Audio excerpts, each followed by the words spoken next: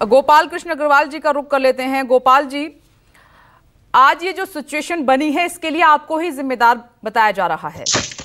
जब सर्वसम्मति से स्पीकर का चुनाव करने के लिए विपक्ष तैयार था तो डेप्यूटी स्पीकर उनको चाहिए, तो आपने ये बात नहीं मानी।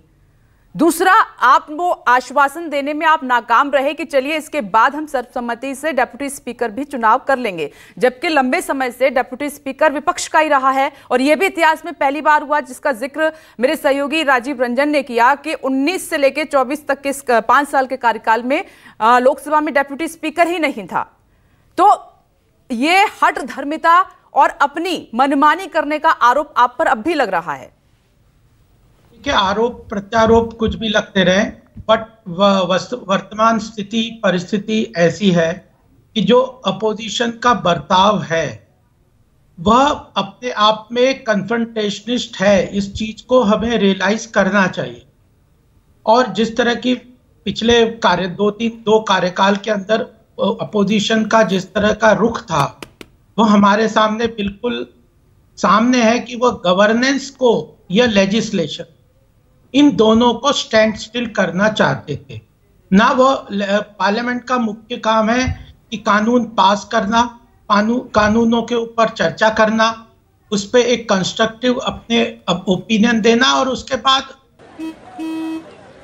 चल हो जा शुरू। केसरिया से मन जोगी हुआ रे, दिल झूमे देखो पतवारा हुआ रे, दिल झूमे देखो पतवारा हुआ रे। हर पल मनाओ केसरी त्योहार। विमल बोलो जुमा केसरी।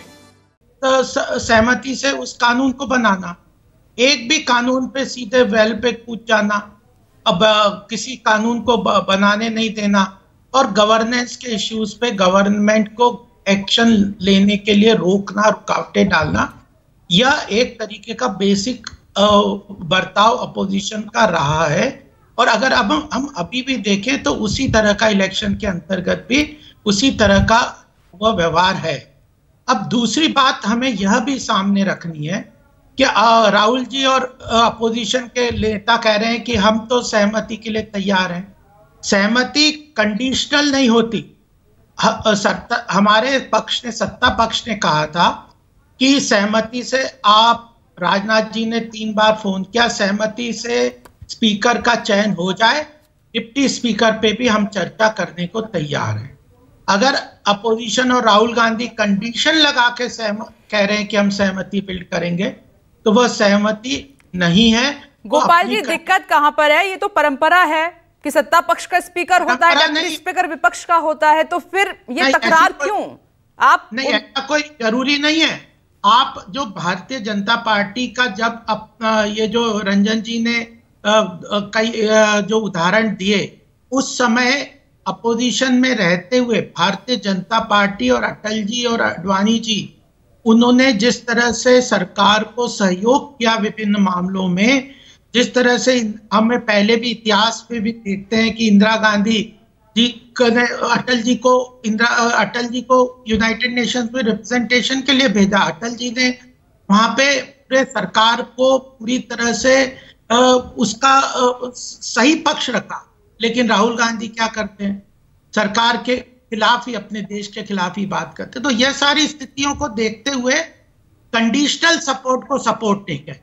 अगर कांग्रेस कहती है कि हम आम सहमति से बनाना चाहते हैं और जो सहमति जो है वो तो अभी तैयार हैं, वो तो अभी तैयार हैं कि आप उनको डेप्यूटी स्पीकर पद दे दीजिए, के सुरेश का नॉमिनेशन वो वापस ले लेंगे और स्पीकर का चुनाव सर्वसम्मति से होगा, क्योंकि पक्ष और विपक्ष का स्पीकर नहीं होता, सदन का स्पीकर होता है।